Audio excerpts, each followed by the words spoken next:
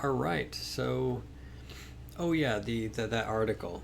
I was talking about that article.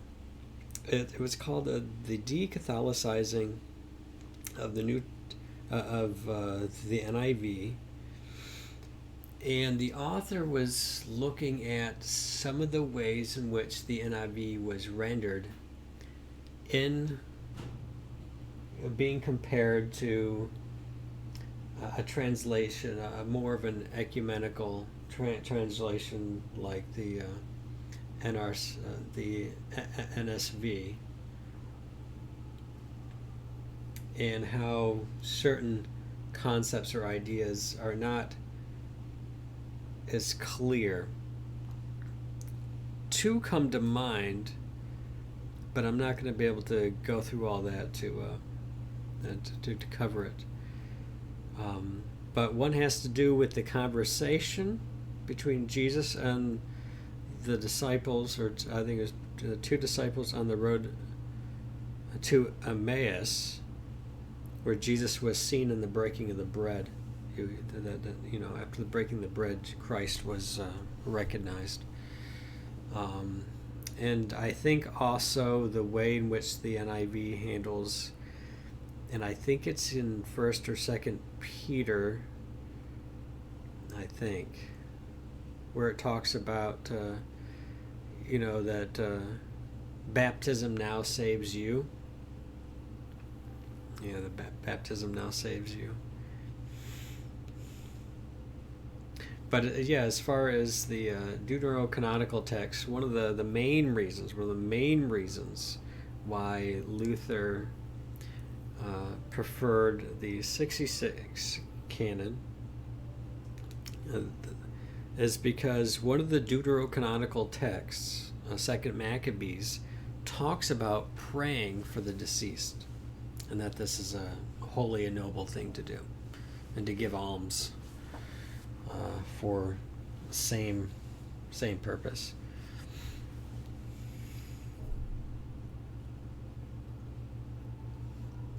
The general claim is an appeal to Jerome, but of course Augustine held to the inspiration of the deuterocanonical texts. So in his work on Christian doctrine has the 7 books, and it's not just 7 books. There are additional chapters in the Septuagint, in Daniel and Esther. So there's more than just the 7 books, like Judith and like Wisdom of Solomon and Sirach and whatnot. There's additional chapters. The Septuagint version of Esther and Daniel, which is the Greek translation of the Hebrew scriptures, were longer, right? So if you've never read the additional chapters in Esther and Daniel, you could definitely read those too. When the New Testament really solidified at the Council of Hippo, Carthage, and Rome, this is near the end of the 4th century and early 5th century, so the late 300s and the early 400s. The church was pretty well unified in that the deuterocanonical texts were part of the Old Testament. So one way that helped me with this particular issue is that when the New Testament was pretty much solidified with all the 27 books of the New Testament, right, including Revelation, although the East continued to hold Revelation in a little more suspicion. In the East, I think all the way into the late 8th century, which is even to this day why Eastern, at least the Byzantine uh, liturgy never quotes Revelation. But my point is when the 27 books of the New Testament pretty much became solidified, those exact same councils listed what comprised the Old Testament, and it included the deuterocanonical texts, First and Second Maccabees and Tobit and Judith and those.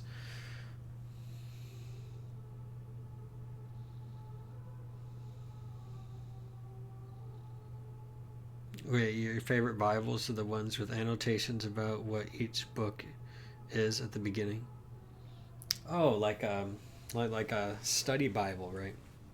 Where it talks about the authorship and uh, the designation, the theological themes, the timeline.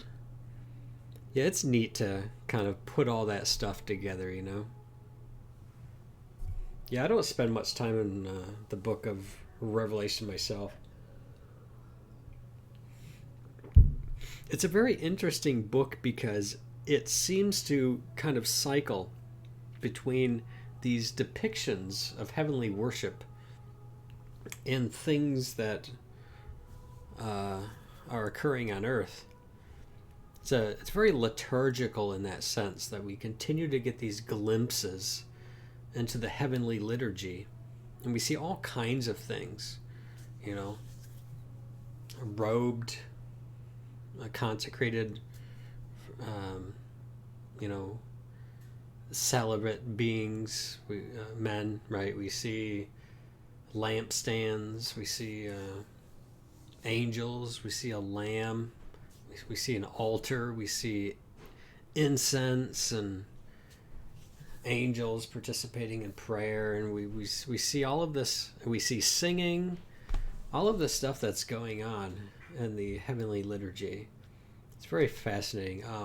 Scott Hahn wrote a book called The Lamb's Supper that really captured that theme of these depictions of heavenly worship and how many of those elements can be found in the Mass as a basis of a biblical worship. Very fascinating book, really. Scott Hahn's The Lamb's Supper.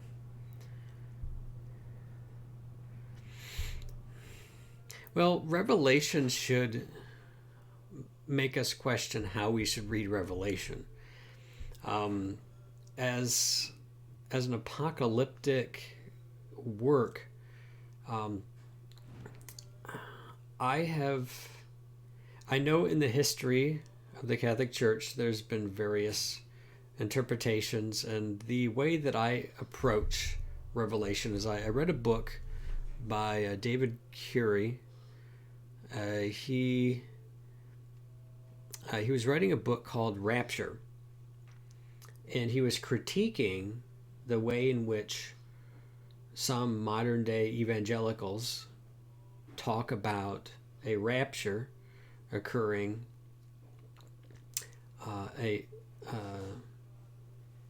a pre-tribulation rapture. That's what it was, a pre-tribulation rapture. So he goes through and shows that the passages in Daniel, the prophecies in Daniel and in the book of Revelation make more sense when interpreted to talk about the destruction of the temple in Jerusalem in 70 AD.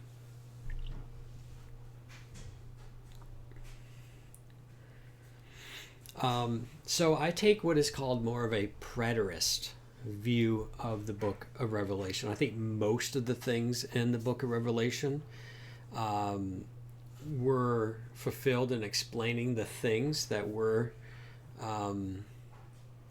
to occur within that generation, with the destruction of Jerusalem and the Roman armies coming in and just slaughtering people and all this other stuff in a very apocalyptic language. It's very interesting how David Curie pulls together the details of history and show that the prophecies actually make a lot of sense when looked at that way. That's not to say that there can't possibly be dual fulfillments. Right? We see this in the Old Testament where there be something that's fulfilled. In the Old Testament, there's a prophecy, something's fulfilled, but then it's fulfilled again. Right? There's kind of a dual fulfillment that ends up occurring. So that's not to say that nothing in the book of Revelation can't tell us anything about the future. Definitely the last few chapters seem very clearly to be after Christ's second coming, the new heaven and new earth, the general judgment, all of those things, heaven, hell, death, all of that stuff.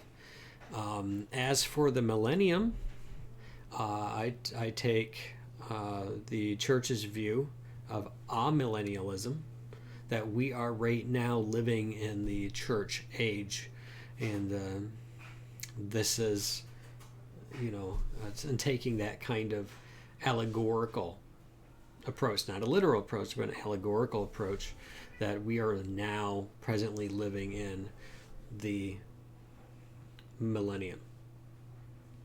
Okay, the church age, and right now we're not awaiting some sort of rapture. Even the Catechism of the Catholic Church does talk about, demonic deceptions and things like that are to come. It's not quite clear what Paul's talking about in was it First or Second Thessalonians, where he talks about the man of lawlessness and things like that. If there's going to be an Antichrist type figure, but ultimately, what we're waiting for is mass apostasy, lots of falling away from the faith kind of thing. That's generally held. And it's also generally held that, we're at this point, things were just going to get progressively worse. There may even be even worse wars coming up. And then the second coming of Christ.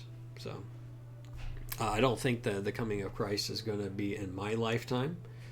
If he comes back within my lifetime, that's great.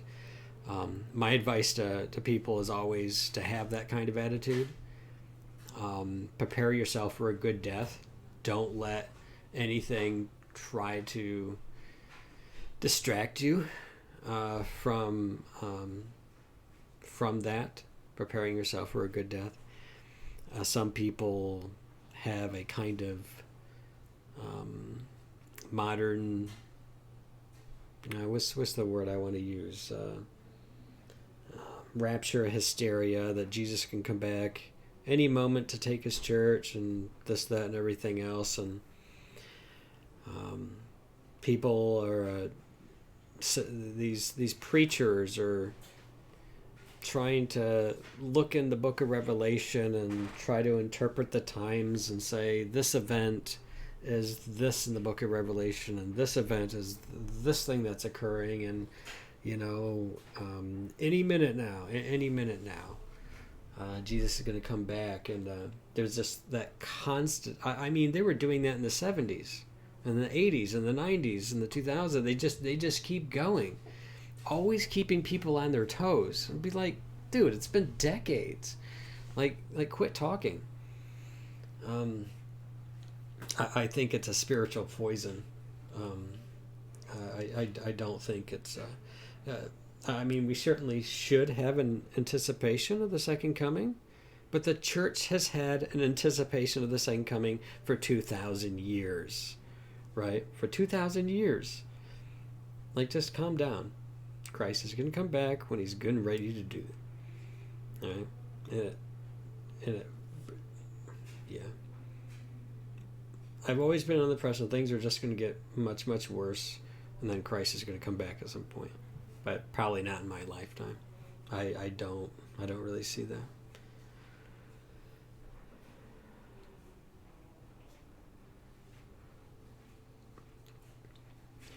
But I suppose what's even worse is, the Left Behind kind of series mentality of looking at eschatology. And when I was an early Christian, I had some friends, some more evangelical friends who entertained the idea, and I loosely was under the influence that, oh, this is just what Christian teaching is, because I didn't know any different. But when I learned more and more and more and more, after a while, it's like, oh, okay, yeah, that idea started with John Darby, you know, who claimed that, you know, he came up with the doctrine by reading Paul and interpreting Scripture. I think that's what, only like not even 200 years ago. John Darby. When was John Darby?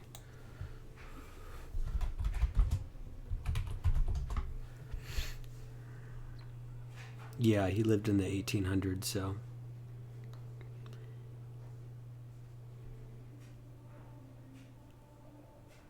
Yeah, so basically about 200 years ago, John Nelson Darby,